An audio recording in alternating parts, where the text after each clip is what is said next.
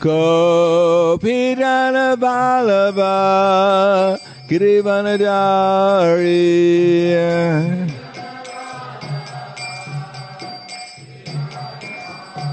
Yasodananda Prahladananda Yasodananda Prahladananda Yamuna Tirha Vanacharya Yamuna Tirha Vanacharya Jaya Radha Madhava Kunja Vihari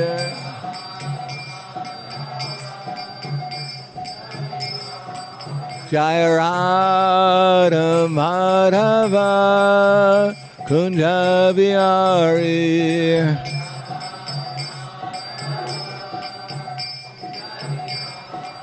Jaya Radha Madhava Kunja Vihari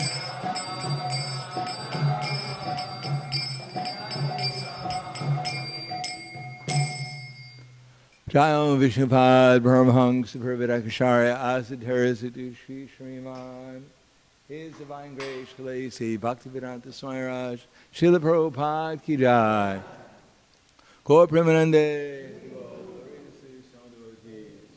all glories to Shri Guru and Shri Guru. Doesn't work. Gotta plug it. Om Agana Timarandasya Kiranjana Salakaya Chaksur Militam Yena Tasmai Shri Guruve Namaha Shri Chaitanya Manobishtam Stapitam Yena Bhutale Swayam Rupa Kadamayam Dadati Swapadantikam Bandeham Shigaro Shiyuta Parakamalam Shigram Vaishnavamscha Shirupam Sagarjatam Sahagana Raganatam Vitam Tam Sajivam Sadvaitam Savadutam Parijana Saitam Krishna Chaitanya Devam Shri Radha Krishna Padan Sahagana Lalita Shiva Sakans Vitamscha Hey Krishna Karna Sindhu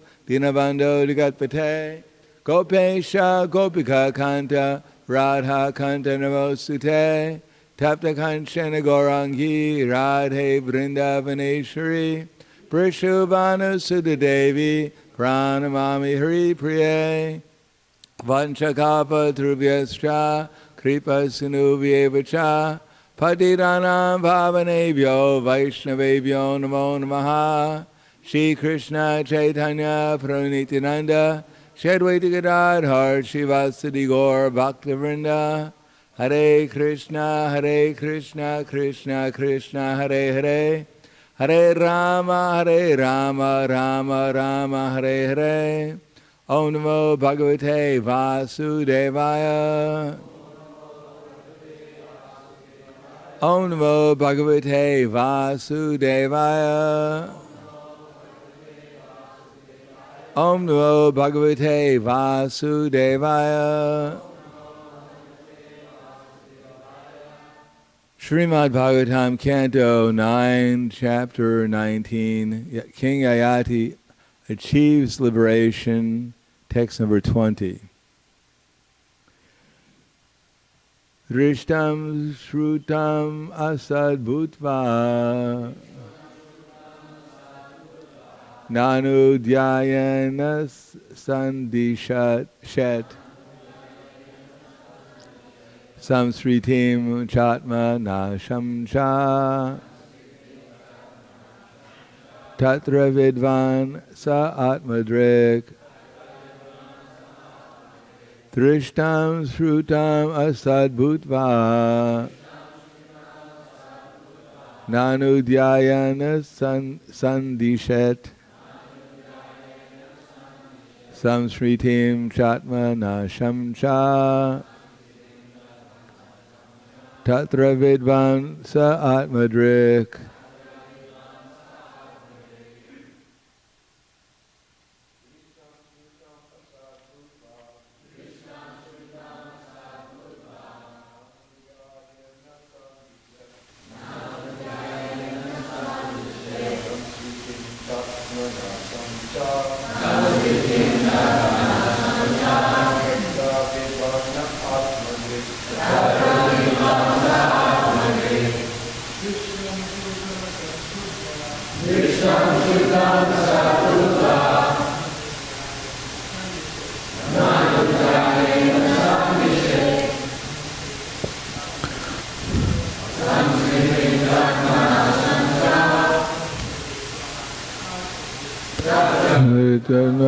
Atmadrik.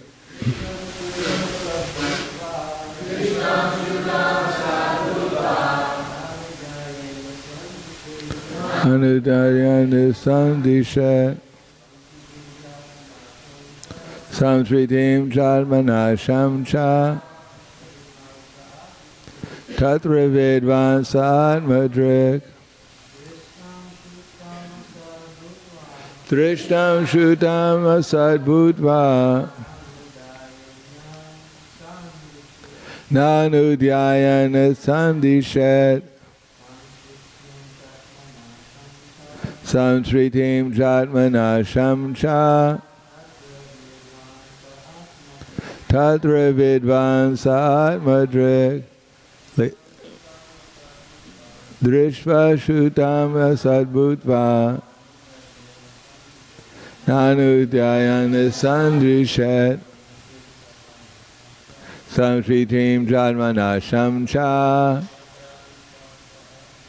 Tatra Vidvan Saatmadrik. Ladies, Drishtam Shutam Satabhutva Nanudayana Sandishat Samsritim Jatmana Shamcha Tatra Vidvan Saatmadrik Drishtam Shutam Asadbhutva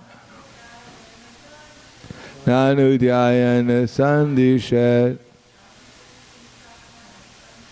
Samsritim Jatmana Shamcha Tatra Vidvan Saatmadrik Drishtam Shutam Asadbhutva Nanudayana Sandishat Samsritim Jatmana Shamcha Tatra Vidvan Saatmadrik Drishtam. The material enjoyment we experience in our present life.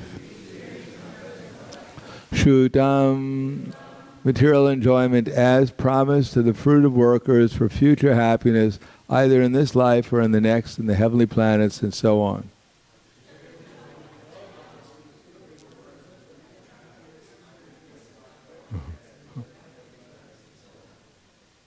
I knew you all had a good memory, that's why. Asat, all temporary and bad.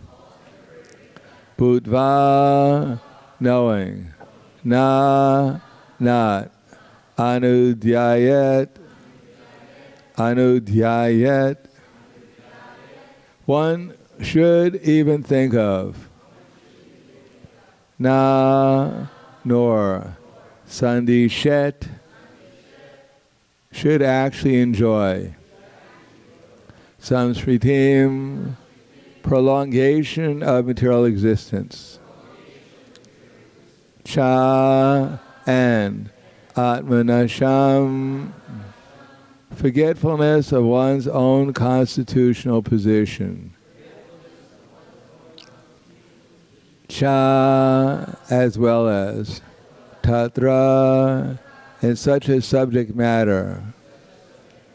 Vidvan, one who is completely aware. Saha, such a person. Atmadrik, a self-realized soul.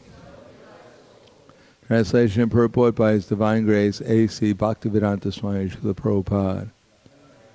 One who knows that material happiness, whether good or bad, in this life or in the next, on this planet or on the heavenly planets, is temporary and useless, and that an intelligent person should not try to enjoy or even think of such things, is a knower of the self. Such a self-realized person knows quite well that material happiness is the very cause of continued material existence and forgetfulness of one's own constitutional position. Purport: the living entity is the spiritual soul, and the material body is his engagement. This is the beginning of spiritual understanding. Denosminita dehe komaram yovanam jara tatadhantra praptir diryastatra namuyati. As the embodied soul continually passes in this body from boyhood to youth to old age, the soul simply passes into another body at death. The self-realized soul is not bewildered by such a change. Bhagavad Gita 2:13. The real mission of human life is to get free from engagement in the material body. Therefore, Krishna descends to teach the conditioned souls about spiritual realization and how to become free from material bondage. Yada yada hi dharmasya glanir bhavati bharata. The word dharmasya glani means pollution of one's existence. Our existence is now polluted and it must be purified. Sattvam vishuddhayat. The human life is meant for this purification, not for thinking of happiness in terms of the external body, which is the cause of material bondage. Therefore, in this verse, Marjayati advises that whatever material happiness we see and whatever is promised for enjoyment is all merely flickering and temporary. Abrahma bhuvana loka punarvartanojana. Even if one is promoted to Brahmaloka, if one is not freed from material bondage, one must return to this planet, Earth, and continue in the miserable condition of material existence. Bhutva bhutva praliyate. One should always keep this understanding in mind so as not to be allured by any kind of sense enjoyment in this life or in the next. One who is fully aware of this truth is self-realized, sa atmadrik. But aside from him, everyone suffers in the cycle of birth and death, mrityu samsaravartmani. This understanding is one of true intelligence. And anything contrary to this is but a cause of unhappiness. Krishna bhakta nishkam ate shanta. Only a Krishna conscious person knows the aim and object of life is peaceful. All others, whether karmis, jnanis, or yogis, are restless and cannot enjoy real peace. So the text again. Drishtam shutam asad bhutva nanudhyayan sandishat samsritim chatmana shamcha tatra vidvamsa atmadrik. One who knows that material happiness, whether good or bad, in this life or in the next, on this planet or in the heavenly planets, is temporary and useless. An intelligent person should not try to enjoy or even think of such things, is a knower of the self.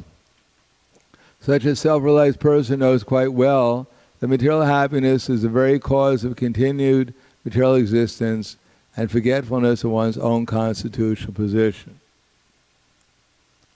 Namo Vishnu Vidaya Krishna Prastaya Bhutaya Srimate Bhaktivedanta Swami Namane Namaste Saraswatam Deve Gauravani Vracharane Nirvishesha Srinivadi Paskatyade Sadharane.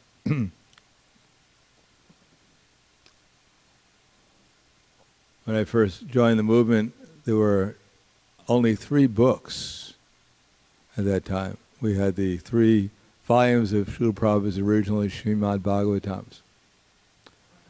And they were in a form which was not perfect English, not always so easy to understand.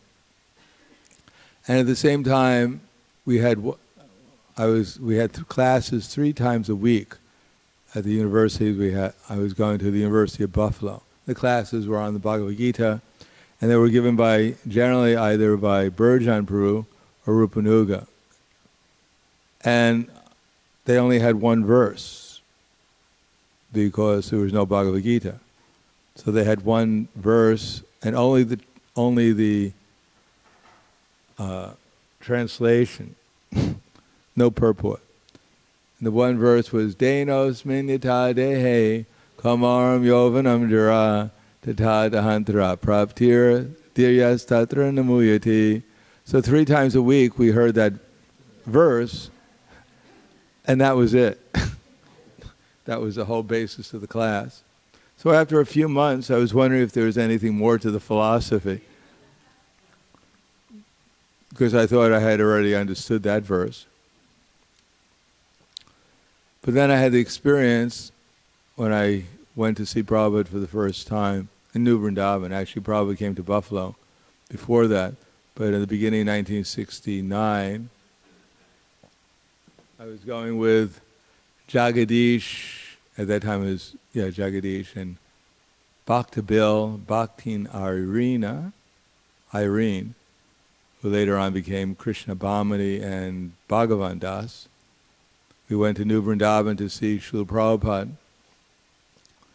And when we got there, I discovered that New Vrindavan was as Prabhupada told me, when we got out of the car, we had to walk to the New Vrindavan because there was no road. All there was a swamp between the car and New Vrindavan. And at that time, we didn't have any other shoes except for what's called tongs.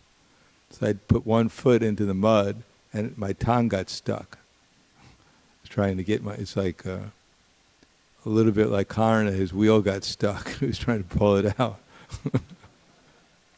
So after 3 hours of going half a kilometer, trying to get to New Vrindavan, we finally got up to where the temple was. And it wasn't exactly a temple, it was a shack. It was formerly a farmhouse. And upstairs was Srila Prabhupada, so Bhaktabil and myself went upstairs to see Prabhupada, and there was just barely enough room for his bed in the attic. He was sitting on top of the bed. And Bhaktabil and myself were sitting at the front of the bed, and Prabhupada looked at me and smiled, big smile, and said, "So, how do you like our jungle?" So we spent 4 or 5 days at the jungle. Right. Bhagavan Das, Bhaktabil became Bhagavan Das, and Irene became Krishna Bhamati Devi Dasi, and they got married. And Labangalatik and Jagadish and myself, we got second initiation. But during that time, it was really a jungle. There was no place to sleep except in the temple room and on the floor. And at the same time, if you wanted to take a shower, they had to go down a hill, a muddy hill. And when you went down the muddy hill, you got into this kind of like a little bit like a pond. You took a shower and you climbed up the muddy hill. You were dirty by the time you got back up than when you went down. So after 4 or 5 days like that, and Prabhupada was lecturing, and he mentioned that we're not this body, and then finally I realized, wow, that's amazing. I'm not this body. I wonder why I never heard it before. 4 days in New Vrindavan, you realize you're not your body at that time. So although we can hear it again and again, that simple philosophy, but Krishna speaks half the Bhagavad Gita to try to give us the understanding, at least theoretically, the difference between ourselves and the body. In the 18th chapter, he goes through the whole summary of Bhagavad Gita, up to the point where he goes, Buddhya Vishuddhya Yukto Jitatmana niyamya cha shabdadim vishayan tyaktva ragadveshu vidasya cha vivikta desha lagvasi yatava kaya manasa dhyani yoga pro nityam vairaga samupashritya ahankara balam darpam kama kroda parigraham vimucha nirma shanto brahma bhuyaya kalpate. I'm sure you all understand the Sanskrit, so I don't have to translate it. But for those who don't know all of it, Buddhya, with intelligence, Vishuddhaya, purified one's by purified intelligence. Buddhya Vishuddhaya Yukto, by connection with devotional service. Jitatmana, one who controls his senses. Niyamyacha, who's always regulated. Vivikta Desha Lagvasi, who's always living in a sacred place, etc. There's a lot of qualifications that are necessary to come to the next verse. Brahma Bhuta Prasanatma Nishoshiti Nakangshiti Samaksarveshu Bhuteshu Mad Bhaktim Lavate Para. To come to this platform of Nishta, steadiness on the spiritual platform, means that one has to give up all hankering, lamentation.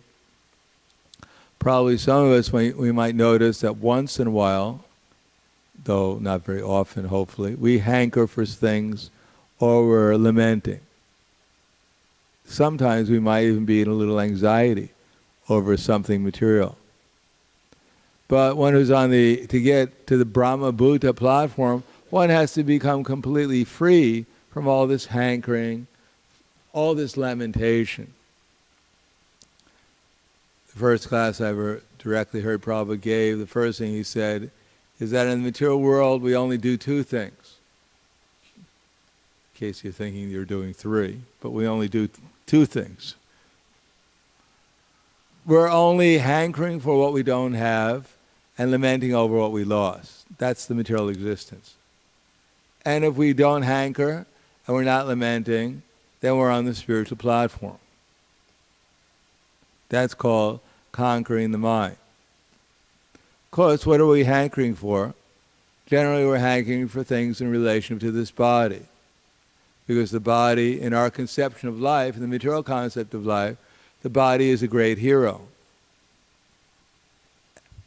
The body is a hero, and we're watching our hero perform its pastimes, or heroine, depending on what kind of body you have. And we're rooting it on. We hope that this body is going to be successful in its endeavor to conquer the material nature and find a ever blissful position here that goes on and on forever and ever, theoretically, till we die, of course. So we're cheering on this body. Sometimes we think we're gaining something. Sometimes we think we're losing something. And we're always disturbed if we lose something, and we're excited when we think we're going to gain something. So that's called material consciousness.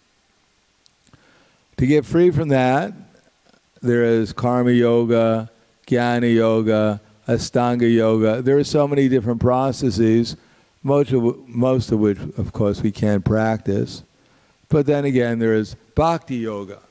But bhakti yoga doesn't mean that I simply chant and then automatically I get free. There's not some kind of magic. The chanting automatically makes me free. No, we have to learn how to chant, and what is the mood of chanting? What is the mood of existence, actually? If we're chanting and we start noticing we're in anxiety, hankering, lamenting, or whatever form of consciousness we're under, then the chanting won't be very much effective, because we're not very much receptive to the holy name. So part of the Hare Krishna movement is to teach us how to become receptive, how to develop in consciousness a vision of existence, so that when we're chanting, we can actually chant and be happy, free from this anxiety that material nature is constantly encouraging us to be under.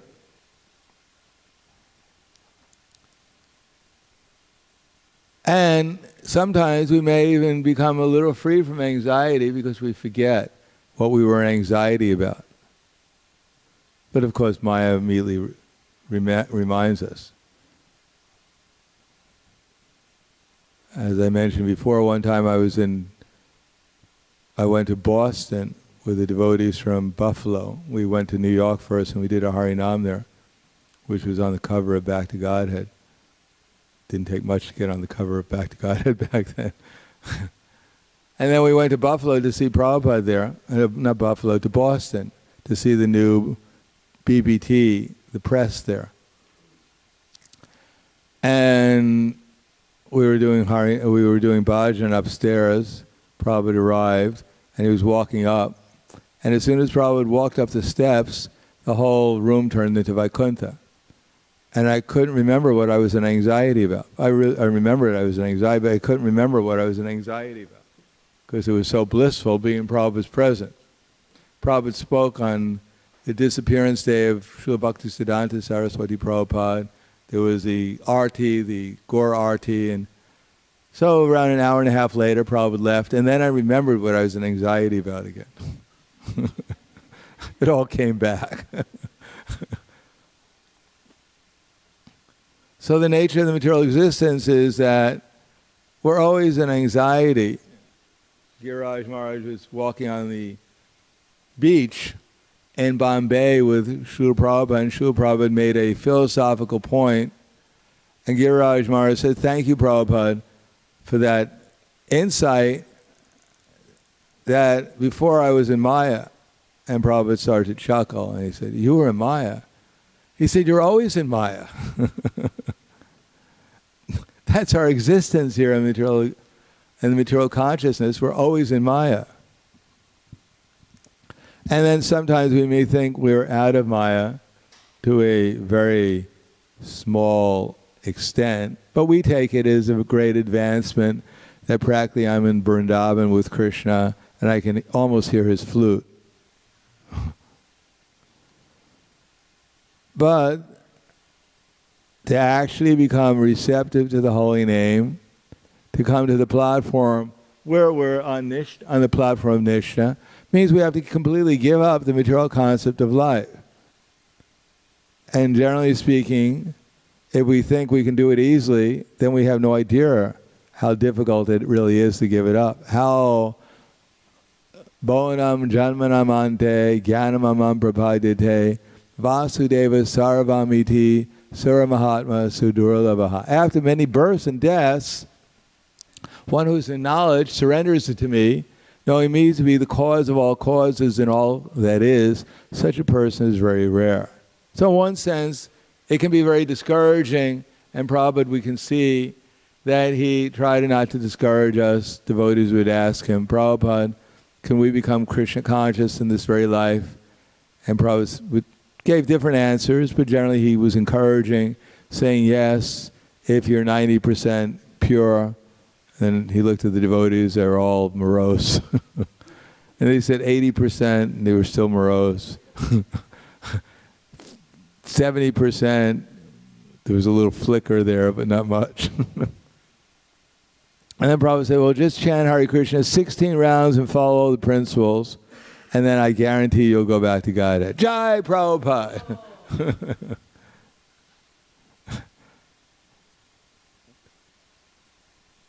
So Prabhupada had to try to be encouraging, and we should be encouraged, because very shortly, if we do follow the principles, chant Hare Krishna, japa regularly, and try to spread Krishna consciousness, we will become Krishna conscious.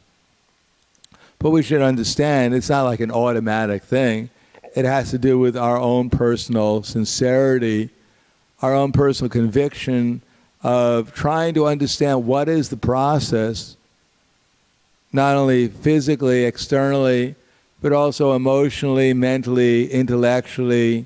What is the process by hearing, and then try to fit our existence into that process. And as much as we try to do it, then as much as Krishna reveals himself to us, then we can see a little bit more clearly how to fit our existence into that process And then it becomes more and more clear to us that actually these activities of the body, these activities of the mind, these activities of our intellect, they're really not our activities. They're the activities of either the spiritual nature being directed by Krishna, by his internal energy, or the activities of the external energy being directed by Mahamaya. So either we're surrendering to one or the other. And as we try to fit our activities fit our desires into the proper activities with the body, mind, and words, then the result is it becomes clearer and clearer to us how nimitra matram bhavasavasachin, we can just become an instrument. We can just take shelter of Krishna, be under the internal energy, and experience and realize who we actually are and who everyone else and everything else is. And the perfect example is Srila Prabhupada, how he was so compassionate, how he, practically nothing got in his way of trying to help others become Krishna conscious. It didn't seem to matter practically what some of his leaders did sometimes. He'd always gave them unlimited mercy. He was always quite tolerant and always saw his objective as somehow or another try to keep these devotees engaged in devotional service.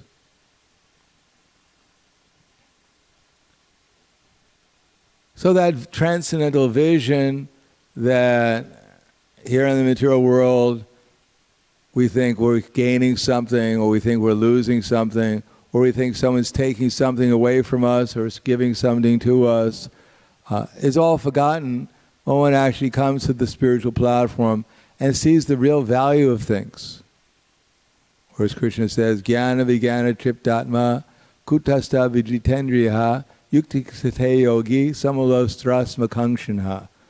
That person is said to be situated in transcendence and is called a yogi when he's fully satisfied by virtue of acquired knowledge and realization. Such a person sees everything, whether it be pebbles, stones, or gold, is the same. So Prabhupada was able to exhibit how to see everything equally, at the same time understand the value of utilizing things in Krishna's service. And then Krishna says, Sarin mitya udasina madhyasu dveshu bandishu sadushpapi sapapeshu samabuddhir vishishite. Person is said to be even further advanced when he sees the honest, the well-wisher, the friends, the enemies, the indifferent, the impartial, those who are sinful and pious. He sees them all with an equal vision. So whether there's that equal vision, everyone is Krishna's servant. Everyone here is wasting their time in their dream of material existence, and we only have one purpose of life, is to help everyone we come in contact with, to help them wake up. And if we do that, then Krishna will wake us up. As much as we try to help others wake up, to that extent Krishna will wake us up. To whatever extent we're trying to help others to wake up from their dreamlike state of Krishna consciousness, to that extent we become Krishna's instrument. Therefore, before we do anything, before we say anything, before we think anything, or even if we have thought something, we should correct our thoughts with our intelligence so that we're in line with Krishna's mission. The more we do that, the more we become an instrument, then the more we become conscious of Krishna. Then the more the holy name will have its effect. Other than that, we may try in so many different ways, but unless we're in line with the orders of Krishna coming in the simple succession, which are the same as Krishna's instructions, we may try so many things, material things, this improvement, that improvement, whatever improvement we may try, but unless we're in line with the orders of Krishna coming down through the simple succession, there won't be any spiritual improvement. We may get great health. We may even die in a very healthy state. We may die rich. We may die poor. We may die, whatever we may accumulate or progress in this material world. But unless we're in line with Krishna's mission, we won't go really anywhere from the spiritual point of view. So here it says we're not the body. We should understand that, and then understand what, not only that we're not the body, but we're a soul, and not only what the soul is, but what the activities of the soul are, the actual real activities of the soul are. So when the soul begins performing activities, desiring to serve Krishna, desiring to utilize his body, his mind, his words in Krishna's service, then Krishna takes over, and one becomes free from all illusion, and then one actually becomes prasanatma, joyful, jolly all the time, like Srila Prabhupada. So I'll stop there. Thank you. Any questions? Yes.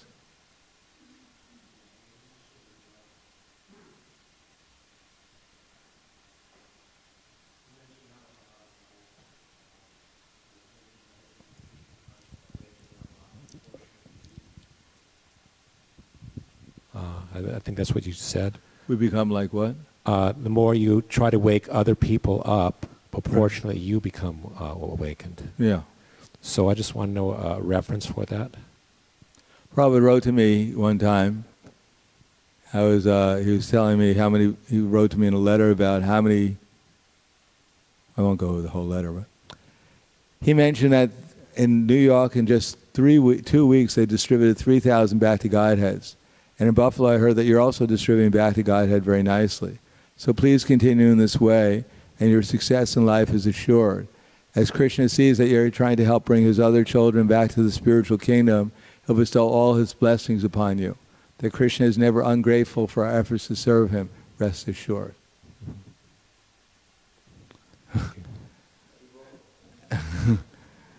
Anything else? Yes.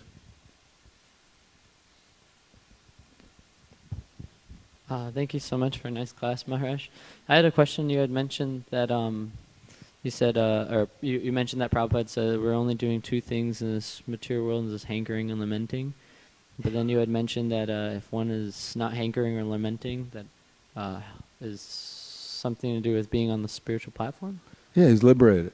Well, okay, so... liberation doesn't mean you're Krishna conscious fully, but you're at least you're on the spiritual platform. So what about like a Mayavadi? Is that still spiritual? Well, as it says, bhukti karmi, mukti bhukti siddhakami akalaya shanta. So they're also hankering. They're hankering to become God. So they're asanta. But Krishna says, jitatmana prasantasya paramatma samahita shitoshna sukadukeshu tatamana pamanayo. For one who has conquered the mind, the super souls are already reached because he has attained tranquility. For such a person, happiness and distress, heat and cold, honor and dishonor are all the same.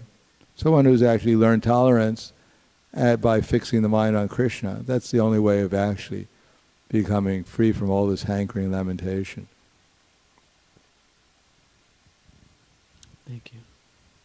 All right, thank you very much. It was nice to be here in New Dwarka. It's always a pleasure to come here and see the enthusiastic devotees and how nicely the deities are, as Sarvasvara was going over yesterday, how many wonderful things are going on here in terms of the restaurant, the deity worship, the book distribution, and the life membership, and it goes on and on and on. So I feel blessed by being here, and I look forward to having your association again. Thank you very much. Grantaraj Srimad Bhagavatam Ki Jai.